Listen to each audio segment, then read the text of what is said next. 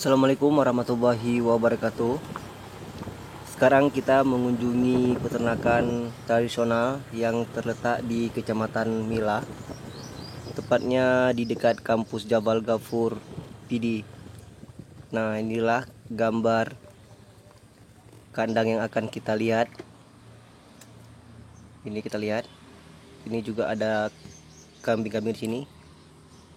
Sekarang kita menuju ke kandang untuk melihat sapi yang ada di dalam kandang.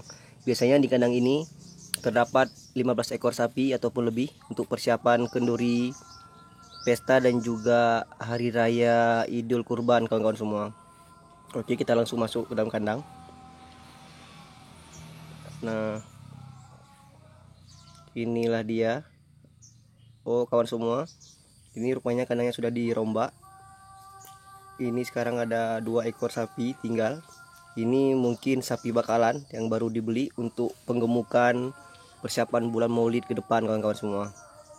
Ini menurut informasi, ini sapi dibeli dengan harga 8,5 juta. Ini kalau semua ini tinggi, lumayan tinggi. Punuknya juga bagus.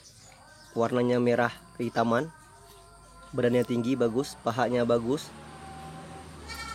Kawan-kawan semua, mudah-mudahan nanti di bulan Maulid bisa dijual dengan harga yang pantas kawan-kawan semua.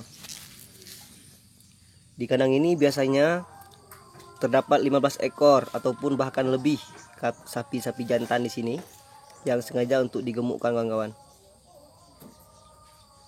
Nah, ini mungkin karena masih tahap perombakan kandang, letaknya sudah dirombak kawan-kawan. Ini jadi cuman baru ada 2 ekor. Nah, ini juga satu lagi. Ini juga sapi Aceh. Kita lihat ini dengan modal 6,8 juta.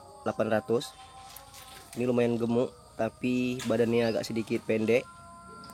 Kawan-kawan semua, ini mudah-mudahan juga nanti akan gemuk sesuai dengan target kawan-kawan semua.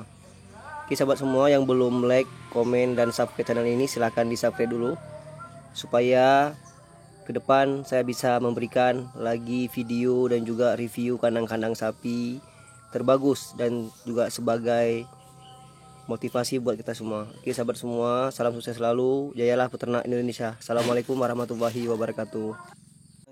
Jangan lupa subscribe ya teman-teman.